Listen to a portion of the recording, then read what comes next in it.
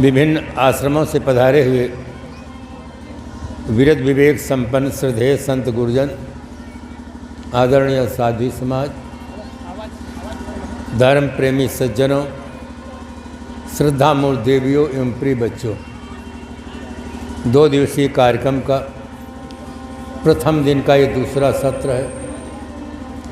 अभी आप बहुत सुंदर भजन, अनेक मनीषी संतों से जीवन के विविध पहलुओं पर बहुत ही महत्वपूर्ण विचार श्रवण कर रहे थे। जिंदगी में जिंदगी का राज पाना चाहिए।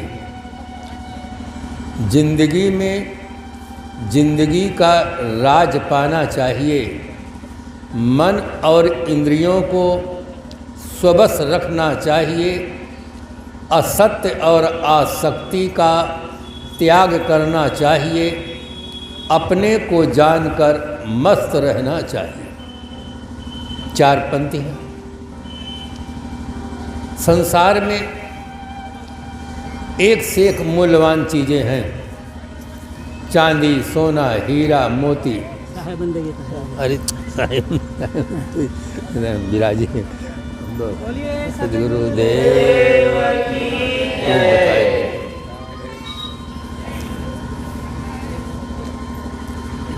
किंतु सर्वाधिक मूल्यवान जीवन,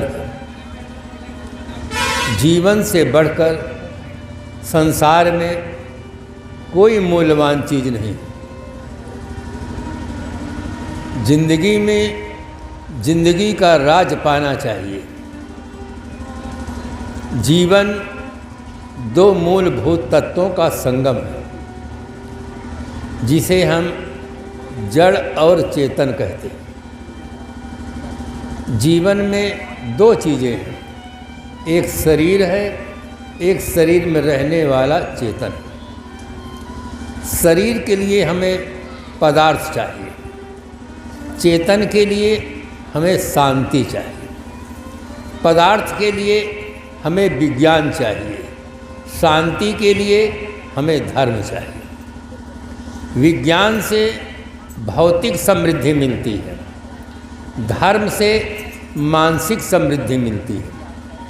विज्ञान बाहर के अंधेरा को मिटाता है, धर्म भीतर के अंधेरे को मिटाता है।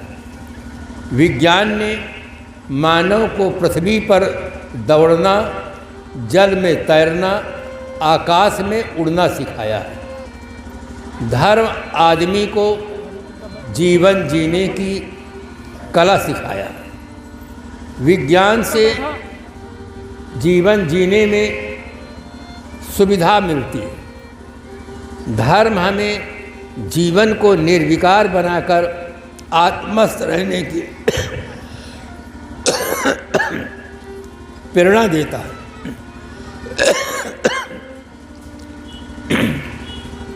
इसलिए जीवन में विज्ञान और धर्म दोनों का सुंदर समन्वय करना चाहिए। विज्ञान दृश्यमान पदार्थों का अनुसंधान करता है और धर्म अनुसंधान करने वाले का। विज्ञान और धर्म दोनों के खोज की दिशाएं भिन्न भिन्न हैं, किंतु विज्ञान और धर्म दोनों विरोधी नहीं हैं, एक दूसरे के पूरक हैं। इसलिए जीवन में विज्ञान और धर्म दोनों का सुंदर समन्वय होना चाहिए। ज्ञान और आचरण दोनों का सुंदर समन्वय होना चाहिए। श्रद्धा और बुद्धि दोनों का सुंदर समन्वय होना चाहिए। सत्य को ग्रहण करने के लिए, असत्य को त्याग करने के लिए हरदम तैयार रहना चाहिए। तो जीवन में हमें 2 चीज़ों की बहुत ज़रूरत है। आप कहेंगे वो जीवन में 2 चीज़ें कौन हैं?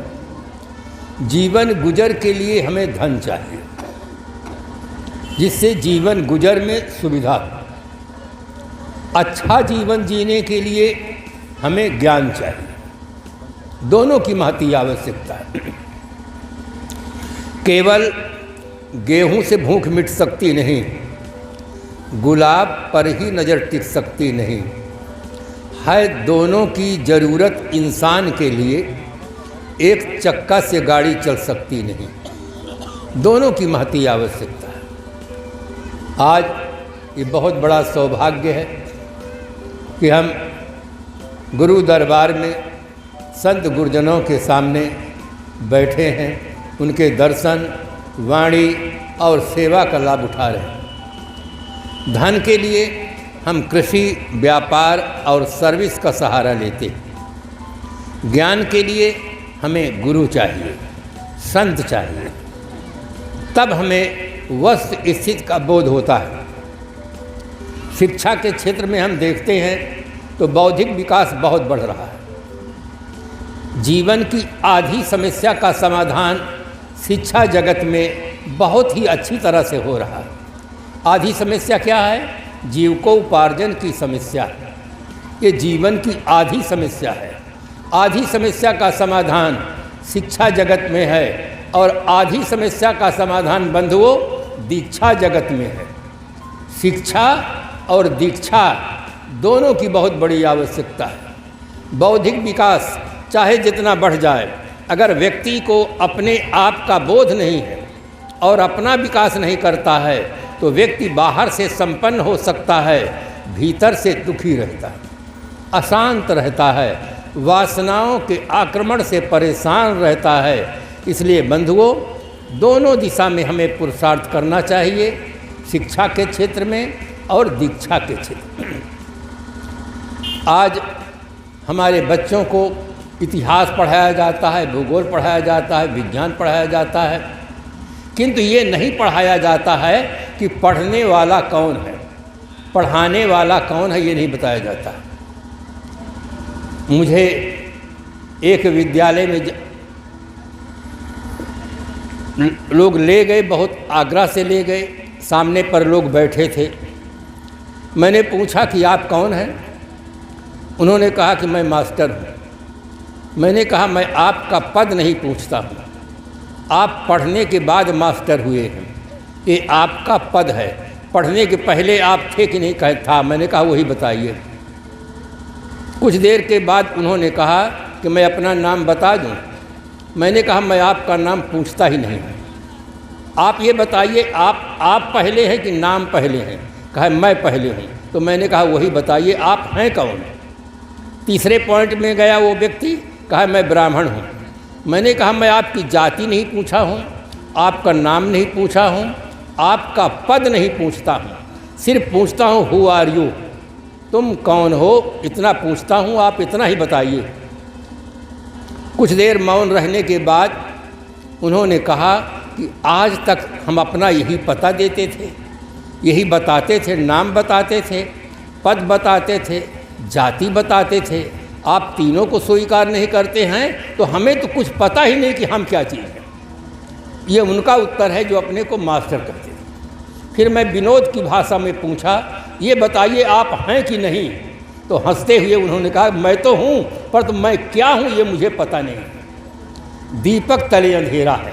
अभी आप भजन सुने हैं, आत्मज्ञान बिना नर भटके। आत्मज्ञान के अभाव में पूरे संसार में अरबों नर नारी हैं, सिर्फ दो चीज़ के लिए भटक रहे हैं, केवल दो चीज़ के लिए भटकते हैं। एक है सुख और दूसरा है परमात्मा, और दोनों को लोग बाहर ही खोजते हैं, इसीलिए भटकाव है। क्योंकि उनको धन मिलता है बाहर से, शादी होती है, पत्नी और पति मिलते हैं बाहर से, पद मिलता है बाहर से, प्रतिष्ठा मिलता है बाहर से, सम्मान मिलता है बाहर से, तो सोचते हैं सुख भी बाहर से मिलेगा, भगवान भी बाहर से ही मिलेगा। ये उनके दिमाग में भ्रम हो गया। जब तक व्यक्ति को अपनी सत्ता का बोध न होगा तब तक आदमी अपने लिए क्या करेगा, आप स्वयं सोचें। हर आदमी को सबसे पहले अपनी सत्ता का बोध होना चाहिए। एक छात्र से मैं पूछा, तुम हाथ हो कि पैर हो कि आँख हो कि कान हो कि सब मिलाकर हो? हंसते हुए कहा सब मिलाकर मैं हूँ। मैंने कहा हाथ न रह जाए तो रहोगे कि नहीं? कह रहूँगा। पैर न रह जाए तो रहोगे कि नहीं? कर रहूँगा। फिर तो सब मिलाकर क्या हुए? हमारे छोटे छोटे बच्चे अबोध दशा में हैं, क्योंकि बड़े बड़े कहलाने वाले व्यक्ति भी उन्हें ठीक से पता नहीं है कि मैं कौन हूँ। धर्म है स्व की खोज और विज्ञान है पर की खोज। विज्ञान दृश्यमान पदार्थों का अनुसंधान करता है और धर्म अनुसंधान करने वाले का अनुसंधान करता है। वो कौन है जो अनुसंधान कर रहा है, वो क्या चीज़ है। इसलिए बंधुओं, सत्संग में आकर के सबसे पहले अपनी सत्ता का बोध प्राप्त करो। सत्संग सबके लिए जरूरी है।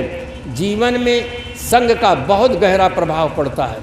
लोकोक्ति है, जैसा करे संग वैसा चढ़े रंग। एक लोटा पानी ले, 2-4 बूंद गुलाब जल की डाल दीजिए, उस पानी से सुगंध आने लग जाता है। और एक लोटा दूसरा ले, उसमें पानी भर दे, 2-4 बूंद शराब की डाल दें, तुरंत दुर्गंध आने लग जाएगी। संग का बहुत गहरा प्रभाव पड़ता है। इसलिए जीवन में सत्संग की सबको आवश्यकता है। हमें सत्य का बोध ही नहीं होता है कि सत्य है क्या चीज़। और सांच बराबर तप नहीं, संत सम्राट श्री गुरु कबीर साहब ने कहा है। महाराज गोस्वामी जी ने कहा है, धर्म न दूसर सत्य समाना, आगम निगम पुराण बखाना। सत्य की सर्वोपरि महिमा है। आज हमारी सरकार भी अपने सिक्के में लिखाती है, सत्यमेव जयते। हर आदमी की आस्था सत्य में होनी चाहिए, किंतु हम सत्य को समझने का प्रयास करें। भारतीय परंपरा में बहुत सुंदर शब्दों का प्रयोग किया गया है। राम नाम सत्य है। इसलिए बंधुओं, वो राम तत्व, चेतन तत्व को अच्छी तरह समझने के लिए संत सम्राट श्री गुरु कबीर की वाणी में भूल मिटे गुर मिले पारखी। आज हमारा सौभाग्य है, पारखी गुरुदेव मिले हैं, संत मिले हैं। उनकी वाणी को सुने, उनके साहित्य को पढ़ें, अपने को जानकर जीवन को सुंदर बनाने का प्रयास करें, जिससे आप करें और उनको तारें, आपका जीवन सुखमय हो। इन्हीं शुभकामनाओं के साथ अपनी वाणी को विराम देते हैं। आप सबको बहुत बहुत धन्यवाद। संतों को, गुरुजनों को सादर साहेब बंदगी। बोलिए सद्गुरुदेव।